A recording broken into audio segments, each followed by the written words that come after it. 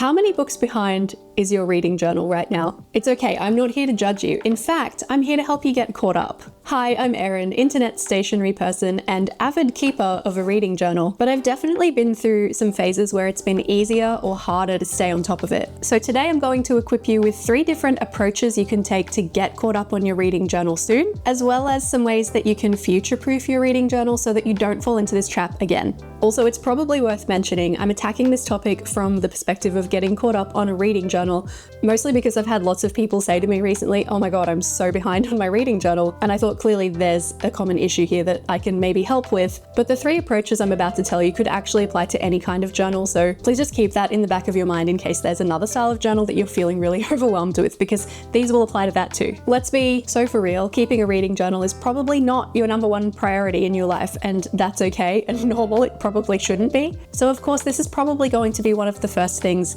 that fall out of your routine when you get busy or sick or overwhelmed. The reasons you may not have been keeping up with your journal could be many and varied. General life stuff has a way of getting in the way sometimes. Also, being in a reading slump can also put you in a reading journal slump. And on the flip side, being in a reading boom, I don't really know what to call it, but when you're reading a lot of books really quickly back to back, maybe because you're on a roll of really great stories or something, that can also be overwhelming when it comes to your reading journal, because then you're like, I have so much to log. And I think the way that you set up your reading journal can also affect how motivated you feel to use it. If you have a bit of a backlog of lists of books that you need to get caught up on, nobody needs to, but want to get caught up on in your journal, and you're doing fairly complicated, these are actually not that complicated because I have taken some of my own advice from later on, but a dedicated page for every single book that you read that has to be decorated in stationery that matches, and say you've got like 12 to 40 books that you need to update in that style, that's going to take some time, and that can be overwhelming and demotivating too.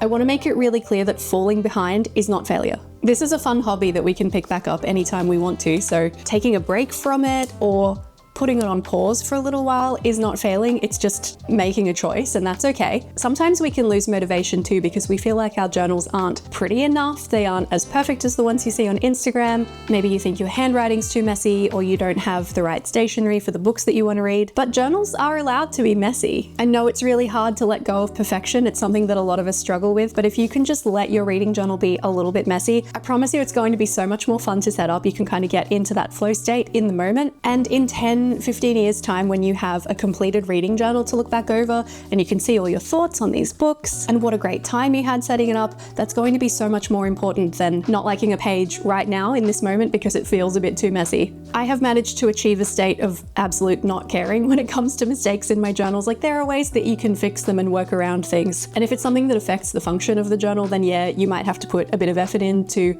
resolve whatever that is. But on the whole, I tend to just observe the mistake, acknowledge it exists, and then let it move into my past and try not to think about it anymore, because it doesn't really matter. For the first of these options, this one's for the completionists, we're going to get fully caught up on the journal. You're going to make sure that there's a review page, or however it is that you approach your reading journal, for every single book that you have finished in the time since you did your last one. But we're going to do it in a way that's kind to ourselves. We're going to simplify the spreads. We're going to pull back on the decoration. Instead of a full review, maybe you write some dot points about what you thought on each book, smash those pages out and move on to the next one. You can still make a simplified book review page look fantastic. You can also opt just to do these simplified pages for the books that you didn't enjoy as much, or if you don't feel like you have the right stationery to match them, still give those hero pages to the books that you love, that you really want to celebrate in your journal, but for everything else, just pare it back, just pull it back a little bit. I'm guessing that through this process you are still also actively reading, so in the meantime, anything that you finish, just keep a few notes in your phone, in your notes app or similar for each of those books, so when it comes time to jump into the reading journal, you've got something already ready-made that you can just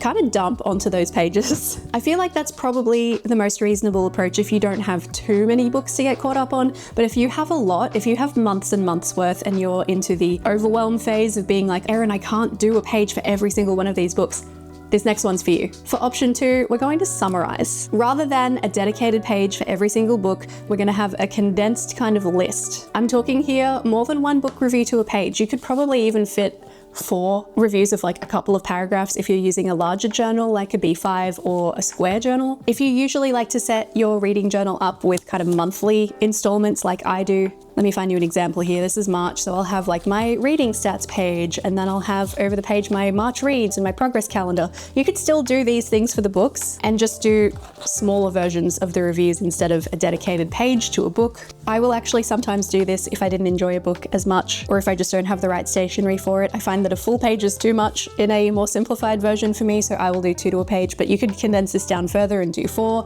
Then you've got 8 books to a spread.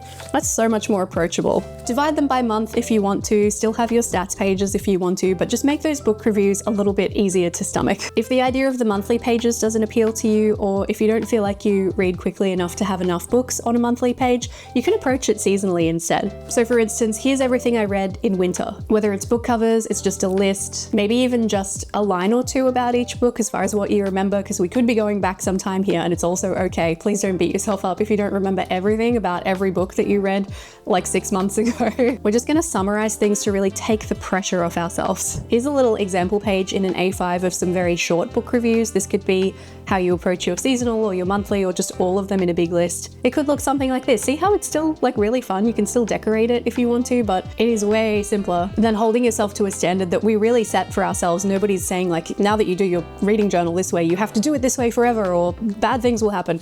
Nothing bad will happen. You can just be nice to yourself. And for option 3, I know some people will feel very resistant to this idea, but we're just gonna write them all off and start again with the reading journal from where we are right now. I happen to personally believe that the gaps in our journals tell a story just as much as the pages that we did use. If you feel like you need to acknowledge the time passing in some way, you can put in a spread or a page that's like, I'm starting again from here. And if you really, really want to make sure that the books that you missed in this period get acknowledged in some way, you could try just adding them in a list that's just the title and the star rating, or potentially maybe 1 line about each book. That's kind of a fun challenge in itself, right? Like a 1-line book review. Keep it very simple and straightforward, and then pick up your reading journal the way you want to approach it from today. There's actually nothing wrong with just taking a break from this or any hobby and going back to it when you feel ready. We've already touched on a couple of these ideas already, but I want to talk about future-proofing your journal so that you don't find yourself in this position again in the future. Although if you do, that's also okay. I made a video a while ago about how to make a reading journal you'll actually use, and you can check that out up here in the corner if you want to. I think it might be worth taking a little audit of your reading journal and just seeing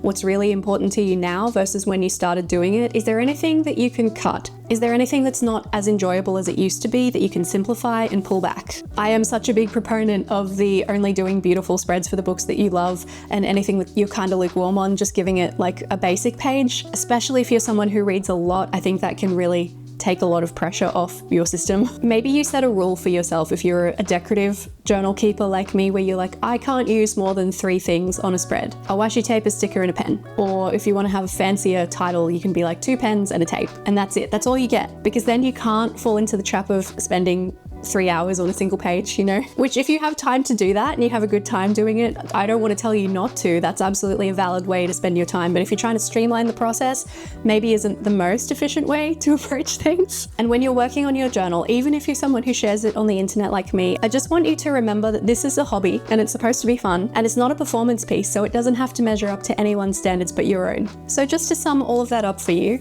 falling behind is not failure. You can get caught up on every single book that you want to include in your journal, but you may have to simplify.